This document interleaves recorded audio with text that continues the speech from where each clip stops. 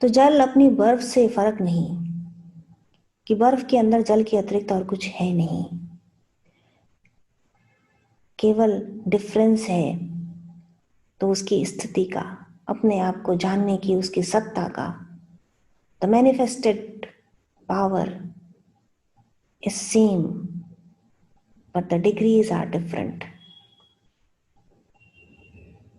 तो उस पावर को, उस ईश्वर तत्व को, उस आनंद में सागर को अपने अंदर कैसे अनुभव करें। प्राण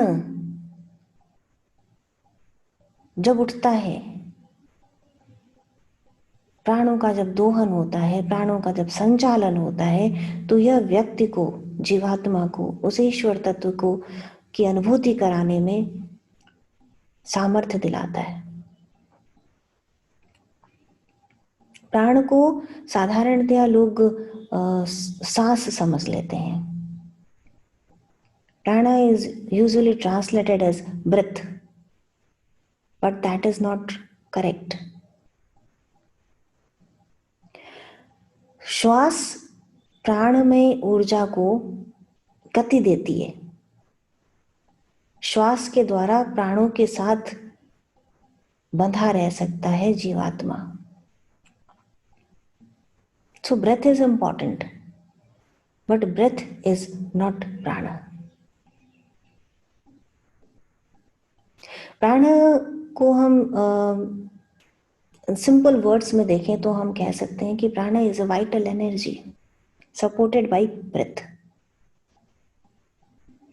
बट वाइटल एनर्जी कहकर हम प्राण को शायद ठीक से समझा नहीं सकते और समझ नहीं सकते। It is something more than that. It connects you to the pure consciousness. It takes you there. There are 5 प्राणास: प्राण, अपान, व्यान, समान और उड़ान। और उनका संचालन, उनका नियमन, उनके द्वारा ईश्वर तत्व की प्राप्ति, उनको स्थिर कर देना इस प्रकार कि चित्त की लहरें स्थिर हो जाएं और अपने ही स्वरूप का दर्शन हो जाए, इसे कहते हैं प्राणायाम। एक बार एक मंत्री था और उस मंत्री को इन्हीं कारणोंवश राजा ने एक ऊंचे बुर्ज के सबसे ऊपरी स्तर पर कैद कर दिया। कैद हो गया मंत्री, अब क्या करे। उसने किसी प्रकार अपनी पत्नी को खबर भिजवाई कि मुझे छुड़ाने के लिए तुम यहां आओ, पर तुम साथ में एक बीटल, एक कीड़ा जिसके आगे 2 रिसेप्टर लगे होते हैं, एंटीनास कह लीजिए, वो लगा होता है, तो उसे लेकर के आना, कुछ शहद लाना और एक रेशम की डोरी, एक मोटे सूत की डोरी और एक उससे भी अधिक मजबूत बटी हुई मोटी रस्सी। ये 3 तरह की रस्सियां लेकर आना। पत्नी आई वहां।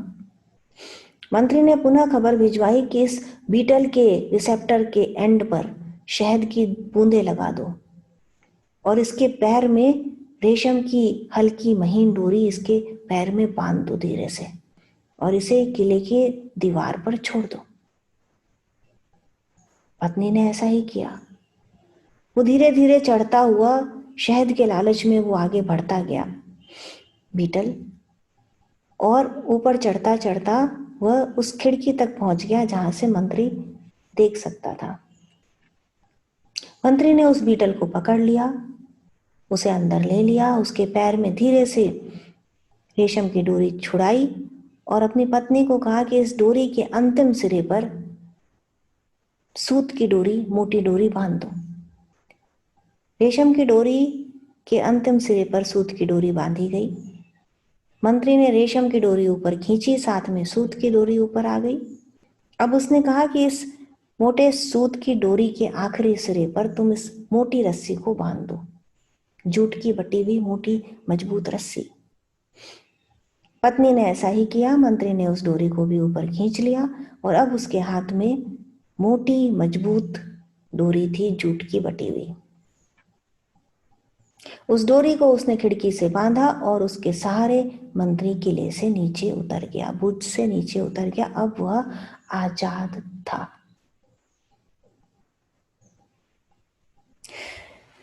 यह कहानी सुनाते हुए राजयोग में, अपनी प्रसिद्ध पुस्तक या राजयोग में, स्वामी विवेकानंद लिखते हैं कि ठीक इसी तरह श्वास के माध्यम से हम प्राण की मजबूत डोरी को पकड़ते हैं और इस शरीर रूपी किले से आजाद हो जाते हैं।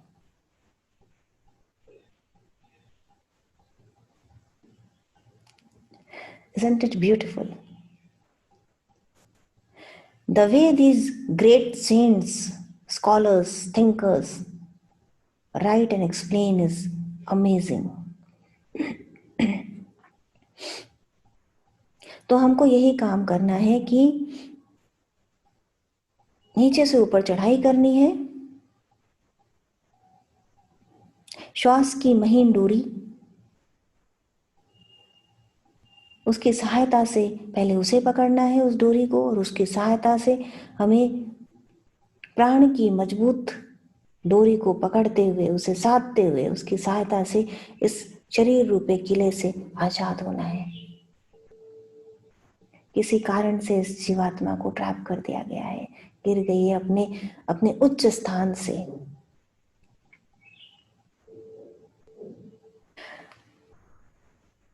जैसा कि सब जानते हैं, समुद्र में यदि आपको पार लगना है तो तैरना सीखना पड़ेगा। उसके अंदर जाए बगैर आप तैरना सीख नहीं सकते। तो let us start from the very beginning.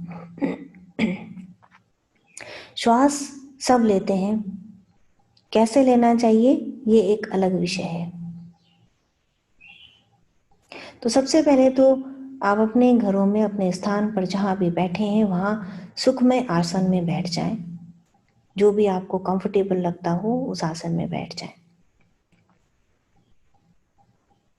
और अब अपने पास एक टाइमर लगा लें। तो हम 1 मिनट के टाइम में देखेंगे कि आप कितनी बार श्वास लेते हैं। लेना और छोड़ना 1 cycle. Inhalation and exhalation will be counted as 1. तो आई कैन सी कि यहाँ 20 से लेकर के और 4 तक के अलग अलग काउंट्स हैं हमारे सामने। इन काउंट्स का महत्व है, नॉर्मली ये देखा गया है, डॉक्टर्स का ये कथन है कि एक हेल्दी नॉर्मल इंसान का 13 से लेकर के 16 के बीच में काउंट रहता है इन अ मिनट। पर जब हम साधना करते हैं, जब हम ब्रीदिंग एक्सरसाइजेस करते हैं, जब हम ध्यान करते हैं तो यह काउंट कम होने लगता है।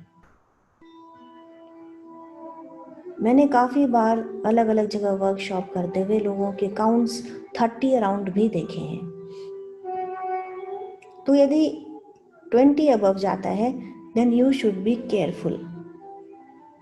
आपको ध्यान रखना चाहिए कि शरीर में जरूर कोई खामियां हैं, कमियां हैं और उसे ठीक करने का प्रयास करना चाहिए। जितना मन और शरीर शांत होगा, इंटरनली जितनी कामनेस और पीस होगी, उतने ये ब्रीदिंग काउंट्स कम होंगे। और कम होने से आपका स्वास्थ्य अधिक अच्छा रहेगा, लॉन्गेविटी हो जाती है, अधिक उम्र तक, अधिक वर्षों तक आप जीवित रह सकते हैं यदि यह श्वास का काउंट कम होगा तो। अब इस काउंट को कम करने के लिए हम ध्यान साधना की बात करते हैं और ब्रीदिंग एक्सरसाइज की बात करते हैं। तो जो फर्स्ट एक्सरसाइज आती है, technique of breathing, the right technique of breathing to get an instant calming effect is diaphragmic breathing.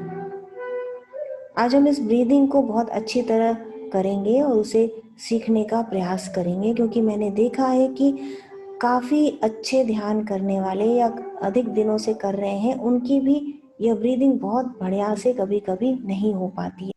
Seat comfortably, close your eyes. पूरी श्वास को पेट अंदर खींचते हुए पूरी श्वास बाहर निकाल दें. फिर से सुन लीजिए, पेट को पहले अंदर खींचिए नाभि से, pull inside, hold, exhale completely, exhale, exhale, exhale. आपको जब लगता है फुल एक्सहेलेशन हो गया, उसके बाद भी एक्सहेल करिए. And then do not inhale, hold और स्टमक को ढीला करके बाहर की तरफ छोड़ दीजिए. अपने आप श्वास को अंदर प्रवेश करने दीजिए. जैसे ही डायफ्राम नीचे जाएगा, आपके लंग्स एक्सपैंड होंगे और ब्रेथ अंदर आ जाएगी. तो आपको पेट का मूवमेंट करना है, गले या लंग्स का मूवमेंट नहीं करना. शोल्डर वहीं रहेंगे जहां हैं और केवल पेट आगे पीछे चलेगा. Try once again. नाभि को अंदर खींचिए, पेट को अंदर खींचिए, फुल एक्सहेलेशन करिए. जब आपका पेट अंदर आप खींचें तो इस नेचुरल प्रोसेस को होने दीजिए कि जब आप पेट अंदर खींचेंगे तो डायफ्राम ऊपर जाएगा और ब्रेथ बाहर आ जाएगी. अब पेट को बाहर छोड़िए, ढीला छोड़ दीजिए, डायफ्राम को नीचे जाने दीजिए और ब्रेथ अपने आप लंग्स में भर जाएगी.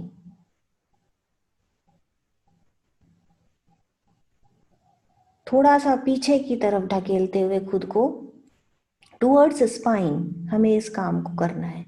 Keep doing this. पेट के मूवमेंट से ब्रेथ लेनी है, पेट के मूवमेंट से श्वास की गति को नियंत्रित करना है. यूजुअली हम लंग से इस तरह शैलो ब्रीदिंग करते हैं, ये हमें नहीं करनी है. डायफ्राम से डीप ब्रीदिंग करनी है. जब भी मैं कहती हूँ डीप ब्रीथ, तो इसका अर्थ होता है diaphragmatic breathing. There is a significant scientific biological reason behind this breathing. और इस ब्रीदिंग से इंस्टेंट कामनेस आती है, क्योंकि there are 12 pairs of cranial nerves in body. उसमें जो लॉन्गेस्ट है दैट इज वेगस नर्व. ये नर्व ब्रेन स्टेम से होकर के गट तक जाती है. Is that long. इसका रोल होता है स्टिमुलेशन में. मुंह के अंदर जो सॉफ्ट पैलेट होती है तालू के पास, वहां पर स्टिमुलेट करती है. यह हार्ट रेट को कम करने का स्टिमुलेशन देती है और गट के अंदर स्टिमुलेट करती है. तो इसके एक्टिवेशन से एक इंस्टेंट कामनेस आती है, हार्ट रेट कम हो जाती है और पीस ऑफ माइंड मिलता है. जो एड्रेनल ग्लैंड करता है फाइट एंड फ्लाइट, इसके ठीक ऑपोजिट यह नर्व काम करती है. तो जब कोई डिप्रेस होता है या एंजाइटी का शिकार होता है या पोस्ट ट्रॉमेटिक डिसऑर्डर्स होते हैं और अदर साइकियाट्रिक प्रॉब्लम्स, उसके लिए यह डीप ब्रेथ किसी भी एंटी डिप्रेसेंट से अधिक प्रभावशाली है. It gives instant effect. 5 minute यदि आप इस ब्रीदिंग को ठीक से करते हैं तो तुरंत ही आप देखेंगे कि एक तरह का पीस और calmness it comes all over your body and mind. So mental और फिजिकल दोनों एरियाज पे ये साइमल्टेनियसली काम करती है. This yogic science is that perfect.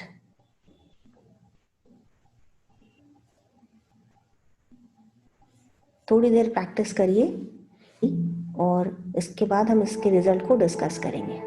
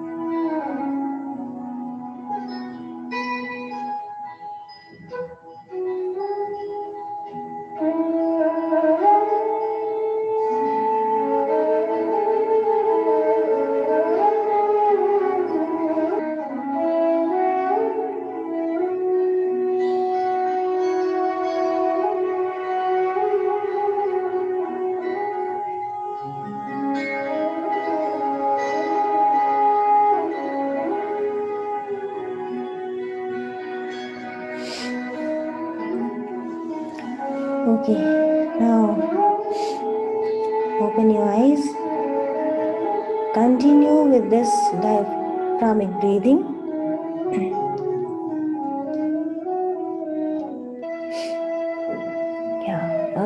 Now we'll do this exercise once again, जो हमने पहले की 1 मिनट के अंदर आपकी ब्रीदिंग साइकिल्स को मेजर करने वाली।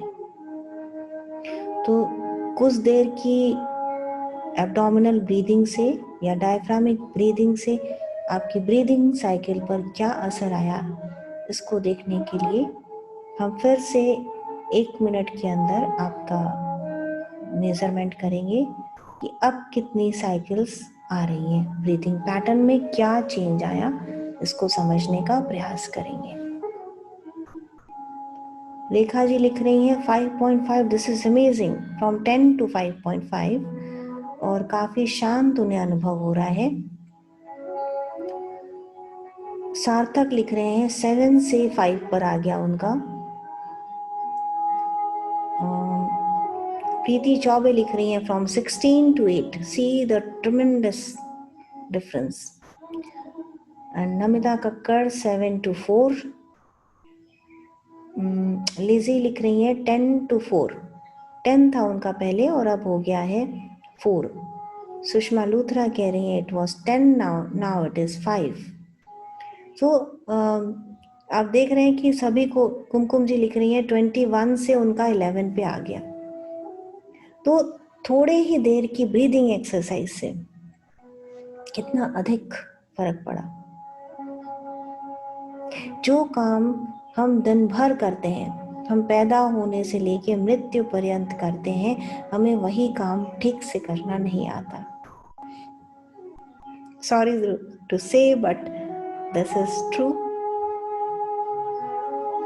तो हम एक सिंपल चीज को यदि सुधार लेते हैं तो हमारे जीवन में अभूतपूर्व परिवर्तन आता है। एक बार सोचिए कि लाइफ में सिचुएशंस चेंज होती रहती हैं, कभी अप्स होते हैं, कभी डाउन्स होते हैं। जब सब कुछ अच्छा होता है तो सब कुछ अच्छा होता है, हमें किसी की आवश्यकता नहीं होती, पर ऐसा तो हमेशा तो रहता नहीं। तो जब वो रथ का पहिया घूमता है उस समय क्या होता है, हम विचलित हो जाते हैं, हमारी सांसें उखड़ जाती हैं, हम सोचने समझने की शक्ति नहीं रहती, हमारे डिसीजंस रॉन्ग होने लगते हैं, हम अपनी नजरों में और समाज की नजरों में गिरने लगते हैं, डेस्परेट हो जाते हैं, एंजाइटी, टेंशन्स, क्या करें क्या ना करें, as if the world is falling apart। उस समय उस समय यदि आपको इसकी प्रैक्टिस है, यदि आप ये ब्रीदिंग एक्सरसाइज करते हैं, तो आपका मन उस समय भी शांत रहेगा। आपको पता होगा आपको क्या करना चाहिए। You will not think about problems, you will instantly think about solution because your mind is calm, your breath is regulated. This is what a yoga shastra is all about. भगवान श्री कृष्ण अर्जुन से कहते हैं कि स्थिर हो जाओ। कैसे? जैसे वायु रहित स्थान में दीपक की ज्योति। वायु क्या है? परिस्थितियां, चंचलता, श्वास, उखड़ी हुई श्वास। संसार वैसा ही रहता है, वो नहीं बदलता बाहर का, लेकिन अंदर का संसार बदल जाता है।